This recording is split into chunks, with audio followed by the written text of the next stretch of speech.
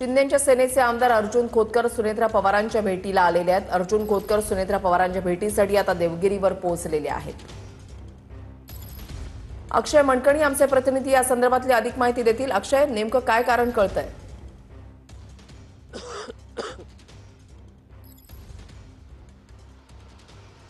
खरं तर स्थानिक स्वराज्य संस्थांच्या विधान परिषदेच्या निवडणुकींचं बिगुल वाजलेलं आहे आणि खरं तर महायुतीमध्ये कोणती जागा कोणाला सोडली जाणार या सगळ्या संदर्भातली अंतिम चर्चा जी आहे ती अद्याप होणं तरी बाकी असलं तरी सध्या आता उपमुख्यमंत्री सुनेत्रा पवार यांची देवगिरी निवासस्थानी भेट घेण्याकरता शिंदेच्या शिवसेनेचे आमदार अर्जुन खोतकर जे आहेत ते पोहोचलेले असल्याचं आपल्याला पाहायला मिळतंय। अर्जुन खोतकर हे स्वतःच्या मुलीकरता खरं तर निवडणुकीसाठी आग्रही असल्याचं समजतं। हिंगोली परभणी या संपूर्ण स्थानिक स्वराज्य संस्थाच्या जागेवरती त्यांची मुलगी आहे दर्शना झोल खोतकर हिच्यासाठी ते आग्रही असल्याची माहिती जी आहे ती सूत्रांकडनं समजते आणि त्याच करता ही सगळी लॉबिंग लावण्याचा प्रयत्न जो आहे तो आमदार अर्जुन खोतकर यांच्याकडनं होताना पाहायला मिळतोय आणि त्याचसाठी उपमुख्यमंत्री सुनेत्रा पवार यांची भेट घेण्याकरता देवगिरी निवासस्थानी ही अर्जुन खोतकर जे आहेत ते उपस्थित झालेले असल्याचं आपल्याला पाहायला मिळतंय।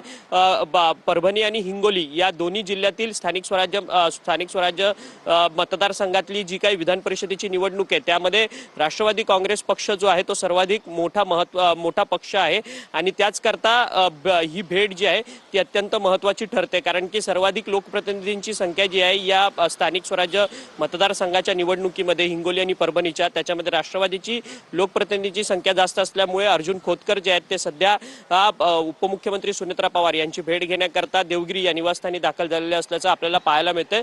त्याचसोबतच राष्ट्रवादी काँग्रेस पक्षाकडनं पुणे असेल किंवा रत्नागिरी रायगड असेल आणि त्याचसोबतच परभणी आणि हिंगोली असेल या तिन्ही विधान परिषदेच्या जागेवरती दावा जो आहे तो अद्याप कायम ठेवलेला असल्याचं आपल्याला पाहायला मिळतंय। नक्कीच, धन्यवाद अक्षय दिलेल्या सविस्तर माहितीसाठी।